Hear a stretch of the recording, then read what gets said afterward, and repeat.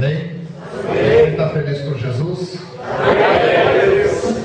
Eu quero em primeiro lugar agradecer a Deus que me dá o privilégio de poder voltar aqui, louvar o nome dele. Muito feliz. Agradecer ao grupo, aqui não deu o nome? Amém? Ao grupo de adoradores pelo convite, por confiar essa oportunidade.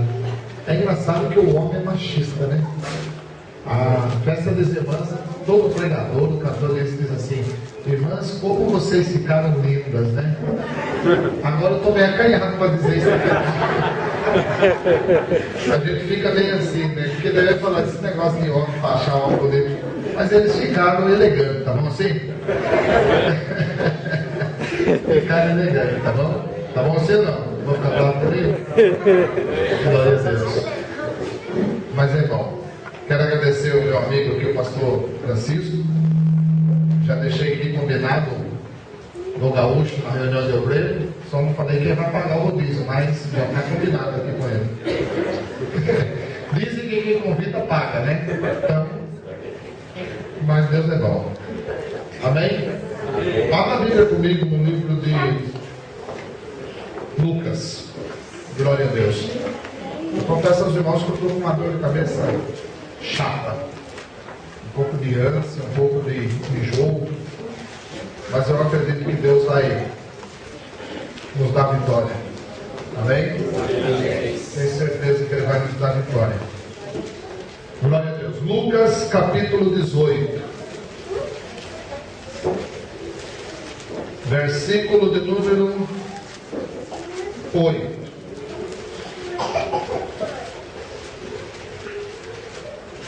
A pergunta que faz no final desse versículo. Glória a Deus. Meu filho, abra um pouquinho para mim aqui só. O mais um agudo no retorno. Aí no som da igreja pode deixar baixo, não tem problema. Aleluia. Glória a Deus. Aleluia. Tá só abaixo um pouquinho o retorno para mim agora.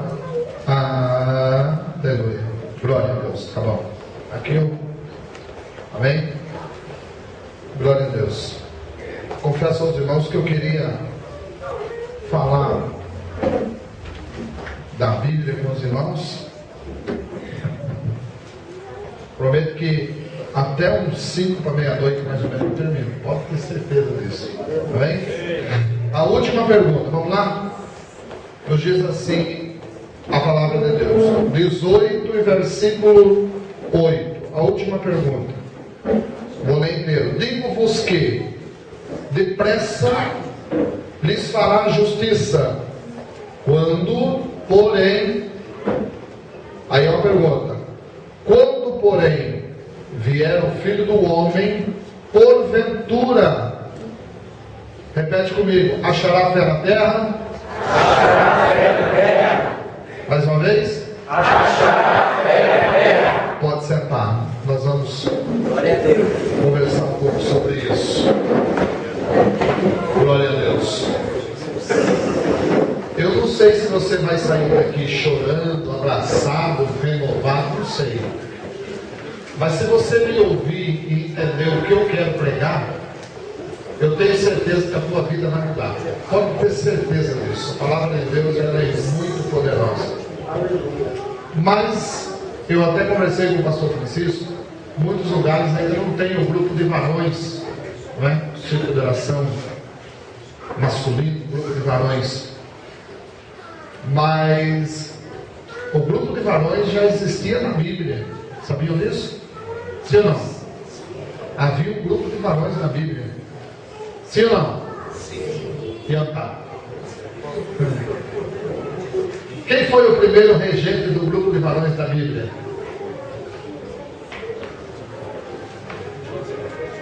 Foi um que passou na beira do mar e olhou para o Pedrão e disse assim: Pedrão, joga a rede e vem pescar homem comigo. Ele foi o maior regente do grupo de varões. O grupo de varões dele tinha 12 componentes. Tinha o bravo, o valente, tinha o inteligente, tinha o manso, tinha o sábio, tinha de tudo. E foi o grupo de varão que mais viu milagre na face da terra. Amém? E o interessante é que ao grupo de varões, aos 12, ele disse assim: os sinais que eu faço é pouco. Se você tiver a fé do tamanho de um grão de mostarda, farei sinais muito maior do que esse. O poder que eu lhe dou, Lucas 10:19 diz assim: o poder que eu lhe dou, você pisa serpente, pisa escorpião, se beber veneno não morre, você ora e sara. Se olhar para o monte e dizer: monte, saia desse lado e vá do outro lado do monte, vai me obedecer.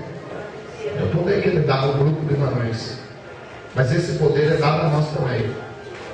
Nós louvamos a Deus por isso, porque existe um grupo de varões. Talvez você não tenha pensado como eu pensei, mas agora à tarde, ou desde cedo, eu dei uma saída e fui para Campinas, e sozinho, e eu não gosto de andar sozinho, minha esposa sabe disso, eu sempre convido alguém para estar comigo. Eu nunca gosto de andar sozinho. Mas o companheiro que ia comigo ontem à noite, 11h30 da noite, ele disse que não ia. E eu fui. E nem o meu companheiro, o rádio, toca CD do carro, estava funcionando, porque desprogramou um negócio lá. Eu não tinha com quem falar. Entre parentes. E comecei a falar com Deus.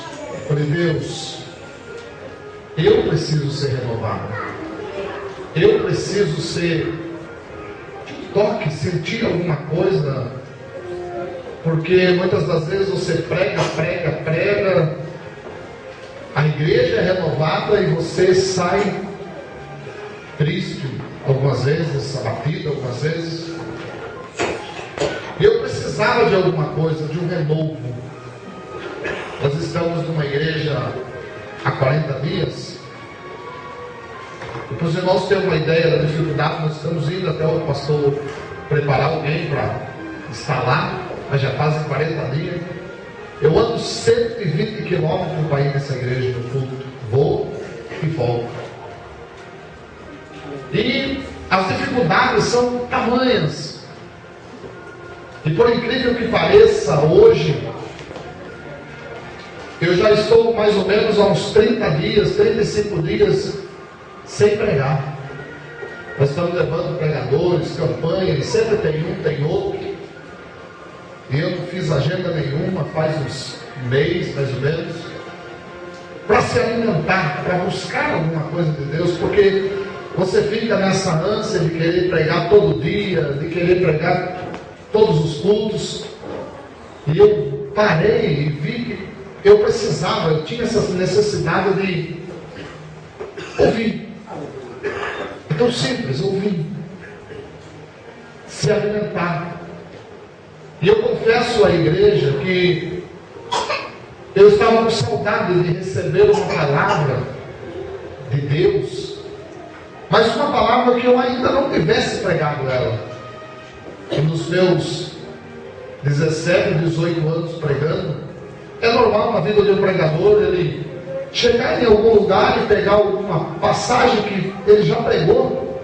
Muda-se algumas coisas, muda-se algumas palavras, mas o conteúdo da mensagem acaba sendo quase que os mesmos.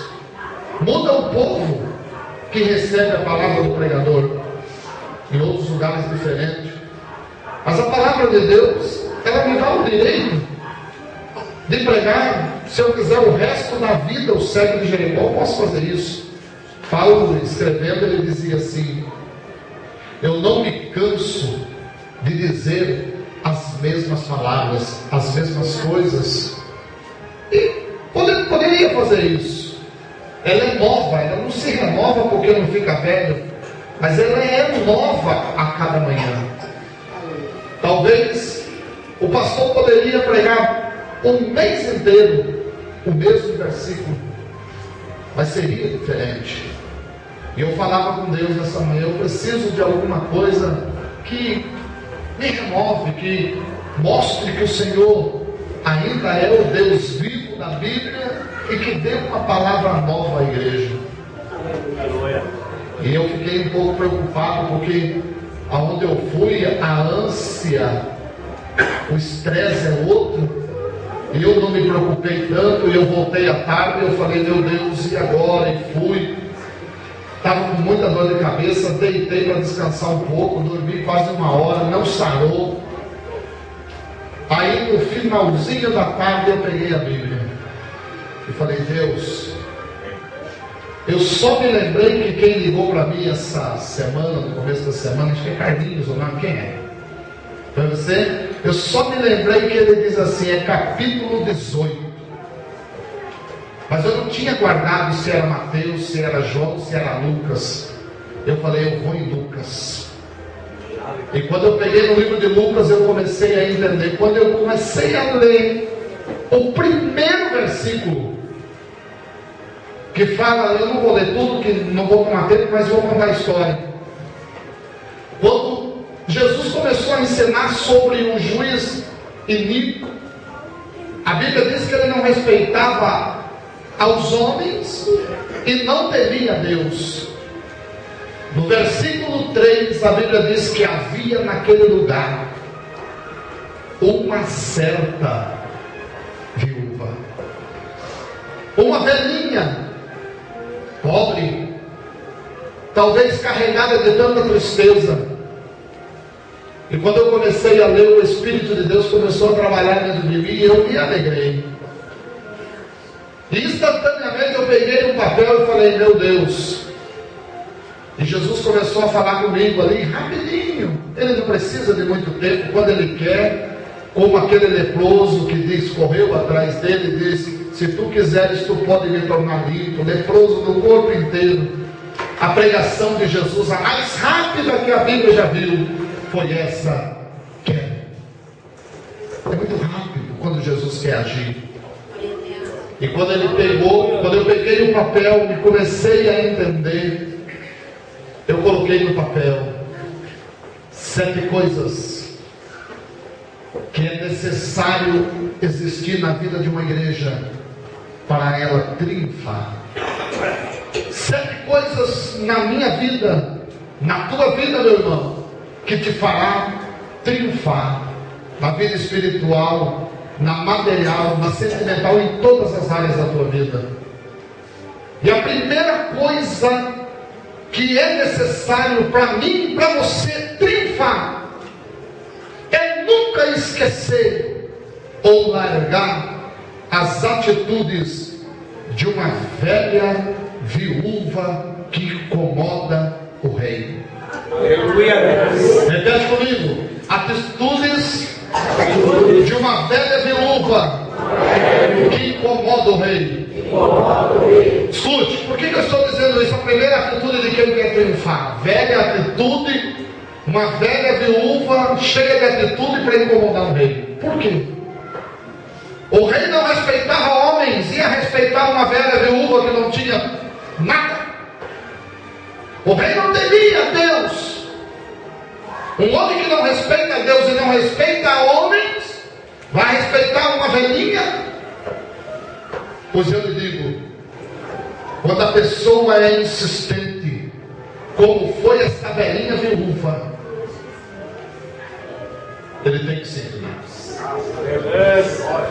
A Bíblia diz que ele chegou num certo momento, ele diz assim, eu não aguento mais o tanto que esta velhinha está me incomodando.